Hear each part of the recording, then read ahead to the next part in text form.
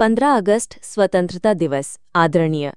आज का ये दिन 15 अगस्त हमारे जीवन का वो पावन पर्व है जिसे शब्दों में बयान करना कठिन है।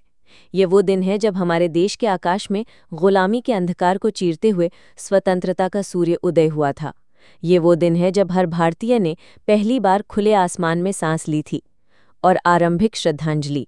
सबसे पहले हम उन लाखों वीरों को नमन करें जिन्होंने हंसते हंसते अपने प्राणों की आहुति दी ताकि आज हम स्वतंत्र भारत में जी सकें, जिन्होंने हमें ये सिखाया कि स्वतंत्रता कोई उपहार नहीं, ये एक संघर्ष का परिणाम है।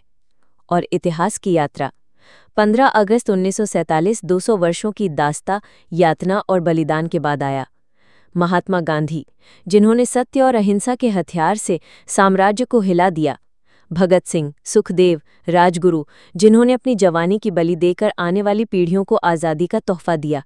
नेताजी सुभाष चंद्र बोस, जिन्होंने तुम मुझे खून दो मैं तुम्हें आज़ादी दूंगा का नारा देकर लाखों दिलों में ज्वाला जलाई। सरदार पटेल, जिन्होंने बिखरे हुए भारत को एक सूत्र में पिरोया। और बलिदान की कहानियाँ। जब हम आज़ादी के संघर्ष की बात करते हैं तो हमें ये याद रखना चाहिए कि इस पवित्र युद्ध में हर धर्म, हर जाति, हर वर्ग ने कंधे से कंधा मिलाकर हिस्सा लिया। हमारे मुस्लिम भाई बहनों ने भी अपने खून पसीने से इस देश की मिट्टी को सींचा और आज़ादी का परचम लहराने में अपना अमूल्य योगदान दिया। और 1857 की पहली आज़ादी की लड़ाई। 1857 की क्रांति को अक्सर भारत का प्रथम स्वतंत्रता संग्राम कहा जाता है। इस आंदोलन में कई मुस्लिम वीरों ने अपनी जान कुर्बान की। मंगल पांडे के साथ लड़ने वालों में कई मुस्लिम साथी भी शामिल थे। बेगम हजरत महल ने अंग्रेज़ों के खिलाफ लखनऊ में मोर्चा संभाला।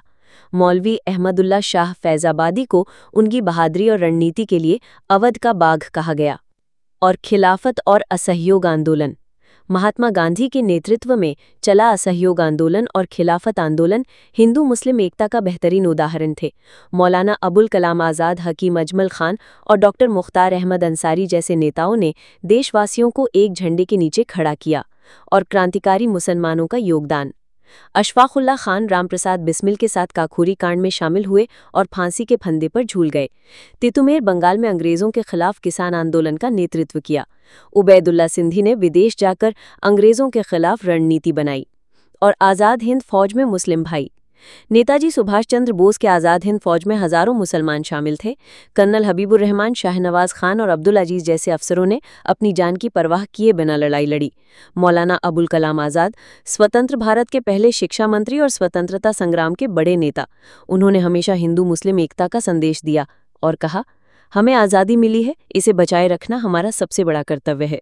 और क्या आपने सुना है कि भगत सिंह को जब फांसी दी गई तब वे सिर्फ 23 साल के थे। फांसी के समय वे गा रहे थे, मेरा रंग दे बसंती चोला। क्या हम कल्पना कर सकते हैं कि इतनी कम उम्र में कोई अपने प्राण देश के लिए दे दे, वो भी मुस्कुराते हुए। या फिर नेताजी का वो सफ़र जब उन्होंने यूरोप से लेकर दक्षिण पूर्व एशिया तक जाकर आज़ाद हिंद फौज बनाई। और आज की जिम्मेदारी। साथियों, आज हम स्वतंत्र हैं, लेकिन क्या ये स्वतंत्रता सिर्फ तिरंगा फहराने और भाषण देने तक सीमित है? नहीं। आज की स्वतंत्रता का अर्थ है गरीबी मिटाना, शिक्षा को हर घर तक पहुंचाना, महिलाओं को सुरक्षा और सम्मान देना, भ्रष्टाचार का अंत करना, एकता और भाईचारा बढ़ाना। और युवाओं की भूमिका। भारत की सबसे बड़ी ताकत है उसके युवा। आज हमारे पास टेक्नोलॉजी है, ज्ञान है और उत्साह है। अगर हम ठान लें तो भारत को विज्ञान, खेल, कृषि, उद्योग, कला हर क्षेत्र में सर्वोच्च बना सकते हैं। युवा वही जो असंभव को संभव कर दे। और भविष्य का भारत। मेरा सपना है ऐसा भारत जहां कोई बच्चा भूखा ना सोए, ऐसा भारत जहां हर महिला सुरक्षित महसूस करे, ऐसा भारत जहां हर नागरिक अपने अधिकार और कर्तव्य को समान रूप से समझे, ऐसा भारत जो दुनिया में उदाहरण बने। और भावुक समापन। आइए आज हम सब मिलकर एक संकल्प लें। हम अपने देश की सेवा करेंगे, चाहे हम डॉक्टर बने, इंजीनियर बने, किसान बने या सैनिक। हम हर हाल में भारत के लिए जिएंगे और ज़रूरत पड़ने पर भारत के लिए मरेंगे। न पूछो ज़माने से क्या है हमारी कहानी। हमारी पहचान तो बस इतनी है कि हम भारतीय हैं। वंदे मातरम। जय हिंद।